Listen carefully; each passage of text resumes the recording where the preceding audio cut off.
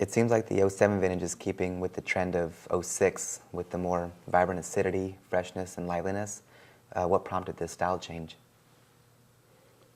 It's a good question. I mean, I think it's a question a lot of people have asked considering if they've had our wines from the past. I think it's prompted by just tasting some of the older wines and not keeping some of that liveliness and freshness that I think, for me personally, I would like to have in the wines.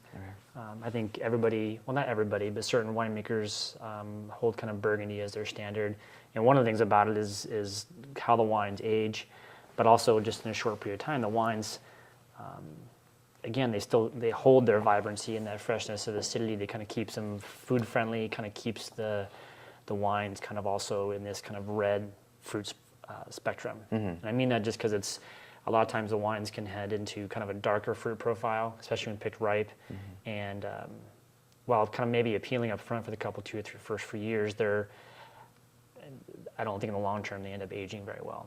So again, the stuff, the wines I was making before just, again, weren't kind of keeping that vibrancy. They were kind of tasting, I wouldn't say necessarily compoted, I think, and that's probably a bad way to put it, but I think they were heading towards a darker fruit profile, kind of this kind of plum type of aspect that, and kind of, I guess, stewed rhubarb kind of thing that I really didn't find that appealing. These wines, I think, are, whether or not they make old bones, I think it'll be up to, eye of the beholder, but I think in the short term, the wines, again have great vibrant acidity, are going to make better pairings with food. And you were there in 2006 sampling. I mean, it was kind of just made the choice, not necessarily on the fly, but from wines that were, sampling the fruit coming in and being at 22 weight bricks to 23.5, kind of correlating with wines being, again, lower in alcohol. The whole idea was to keep the wines under 14% alcohol. In 2006, some of the wines went to barrel at 12.8.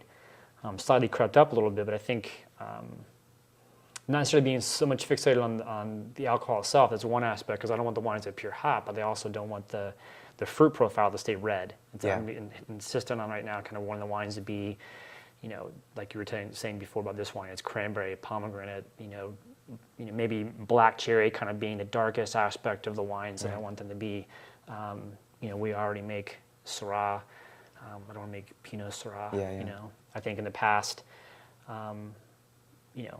through certain people, they accuse me of being the Syrah maker making Pinot. We're making more extracted, concentrated styles, and this, I think, hopefully it'll be switching to make the Pinot maker making Syrah. So that's kind of the idea with the wines. Okay. That totally makes any sense at all. Yeah.